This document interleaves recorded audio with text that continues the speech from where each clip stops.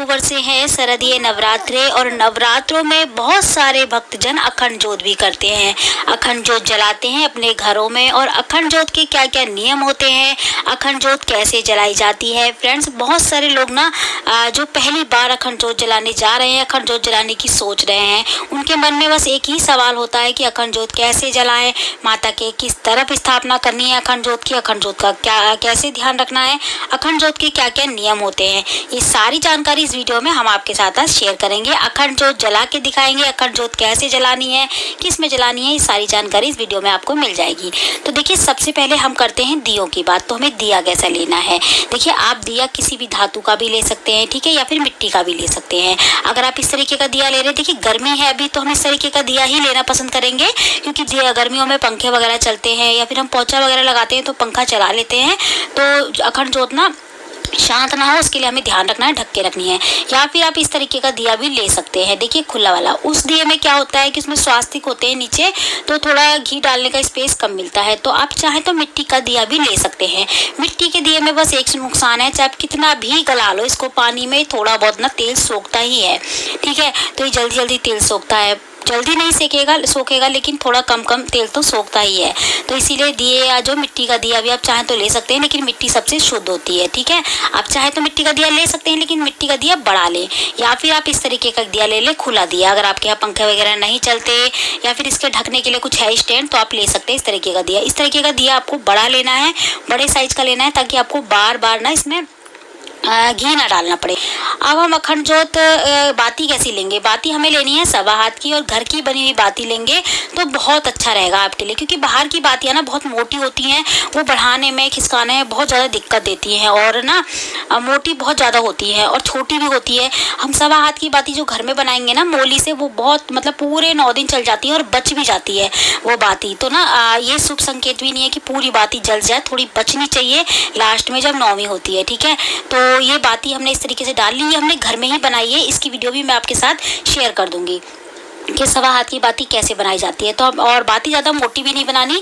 अगर हम रुई की बाती लेते हैं ना अखंड ज्योत की सवा हाथ की बाती, तो उसमें भी क्या दिक्कत आती है कि वो बीच में से ना, जैसे हम जोड़ लगाते हैं सवा हाथ की बाती बनाने के लिए, बीच में जोड़ते हैं रुई को, तो वो बीच में से कभी कभी ऐसा होता है ना, बढ़ाते टाइम अगर बीच में जोड़ आ जाता है तो वहाँ से भी टूटने का डर रहता है। इसीलिए ये वाली बाती सबसे बेस्ट रहती है अखंड ज्योत के लिए, ठीक है। या फिर अब मार्केट में इस तरीके की बाती मिल जाए वो भी ला सकते हैं, लेकिन वो आपको बहुत मोटी मिलेगी, तो अब घर में ही बनाना ज़्यादा अच्छा रहेगा।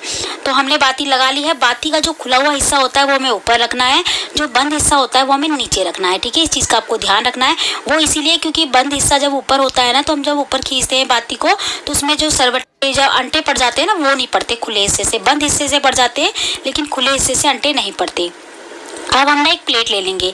देखिए, आप डायरेक्ट चाहे तो चौकी पे ही अष्टदल कमल बना के अक्षत को थोड़ा हल्दी से रंग के, या फिर चंदन से या फिर जो है ना केसर से, जो भी आपके पास हो पीले करने के लिए कलर वगैरह, तो उससे आप रंग ले चावलों को, पीला कलर या रेड कलर कर ले चावलों का। उसके बाद अक्षत का, उसके बाद आप अष्टदल कमल डायरेक्ट चौकी पे बना सकते हैं, चौकी के ऊपर। नहीं तो आप इस तरीके की प्लेट ले लें, प्लेट के ऊपर बना लें। अगर आपके पास पीतल की प्लेट है तो पीतल की प्लेट बना लें, और स्टील की है तो स्टील की में भी बना सकते हैं। ऐसा कुछ नहीं है कि आप स्टील की में नहीं बना सकते या स्टील इस्तेमाल नहीं कर सकते, ठीक है। तो स्टील की प्लेट पे हमने अष्टदल कमल बना लिया है, उसके ऊपर थोड़े से अक्षत रख दिए हैं।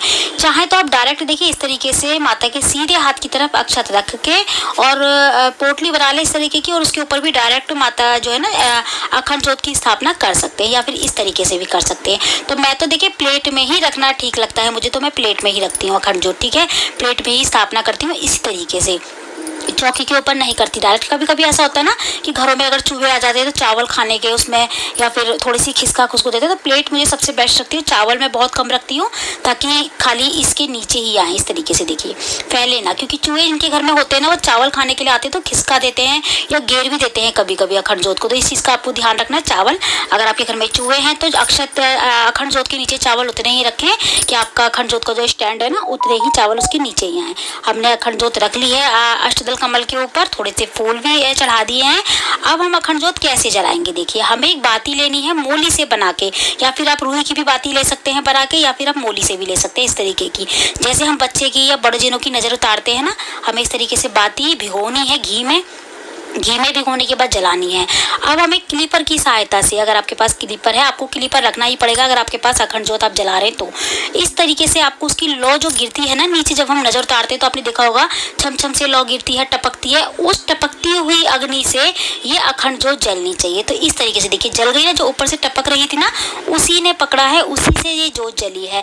माचिस से डायरेक्ट हमें अखंड जोत नहीं जलानी चाहिए। बहुत से लोग कहते हैं दिए से दिया नहीं जलाना चाहिए, दिए से दिया नहीं जलाना चाहिए, उसके लिए मैं मानती हूँ, लेकिन इस तरीके से बाती को गीला करके हम क्लीपर से उठा के और अखंड जोत जलाएं, ठीक है। माचिस से डायरेक्ट अखंड जोत ना जलाएं। अब हम जो है ना इसकी स्थापना देखिए इस तरीके से भी कर सकते हैं डायरेक्ट, जैसे मैंने बताया आपको। आप जब पंखा चलाएं कुछ करें तो इस तरीके से इसको ढक लें, ठीक है। पूजा वगैरह करने के बाद भी इसको ढक सकते हैं इस तरीके से। तो इससे क्या होगा, थोड़ी हवा वगैरह चलेगी तो इससे ये शांत, वैसे इतनी जल्दी से होती नहीं है क्योंकि माता रानी इसकी रक्षा करने वाली होती हैं अखंड जोत की। अगर अखंड जोत हमने जलाई है तो बुझाने वाली, जलाने वाली बस वही माता रानी है, तो वही रक्षा करती हैं इसकी।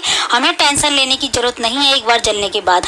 फिर इसको हमें पूजना होता है, इस तरीके से हमें तिलक करने हैं 9, ठीक है। अब डेली हमें इसको पूजना पड़ेगा, ये नहीं कि हमने एक दिन पूज दिया, एक दिन स्थापना कर दी, बस छुट्टी हो गई, हमको घी डालना है बस, बाकी कुछ नहीं करना, देख रेख करनी है बस।